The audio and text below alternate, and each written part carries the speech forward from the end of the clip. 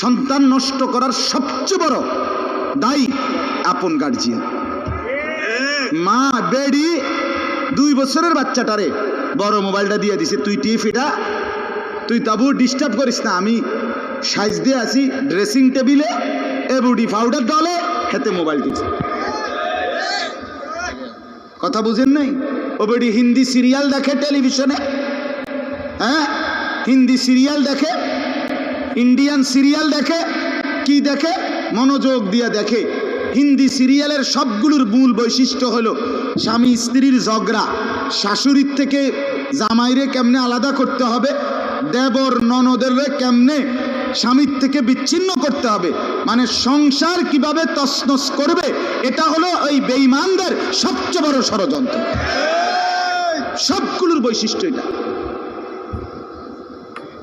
মহিলারা এইটা দেখা বিবাহের পরে 6 মাসও একসাথে আর থাকতে চায় না। 6 মাসও না।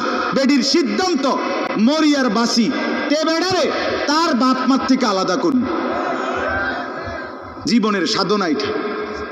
হায় হায় লানত, অভিশাপ ওই নারীর প্রতি, যে নারী তুমি বেটি তোমার একটু সুখের জন্য স্বামী বেচারাকে আলগা করে লাইলা। তুমি তো কিছুক্ষণের সুখ হয়তো পাইবা, কিন্তু এই স্বামী মা বাবার নাফরমানির কারণে এই ছেলেটা তারে তো চিরদিনের জন্য জাহান্নামী বানাই দিল। মা বাপ যদি কষ্ট পায়, আহাজারি করে, মা বাপের কলিজার মধ্যে যদি ব্যথা লাগে, তো এই সন্তান জাহান্নামী হবে না?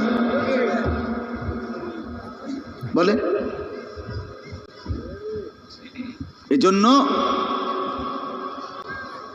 আমরা প্রত্যেকেই এই কথাটা বলতেছিলাম, আজকে আমাদের সবচেয়ে বড় গুনাহ আমাদের ছেলেদের, আমাদের মেয়েদের, আমাদের নারীদের, আমাদের পুরুষদের, আমাদের জওয়ান, আমাদের বুড়া, আমাদের যুবতী, আমাদের বৃদ্ধা, সবার একটাই বড় রোগ, আমরা চোখ অনিয়ন্ত্রিত।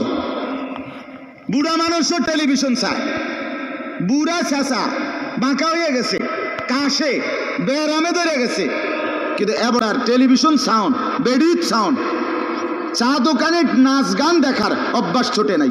এমন অভ্যাস আছে কিনা বলেন না? যার নাই হেবড়া রাগ না হইলেই ভালো।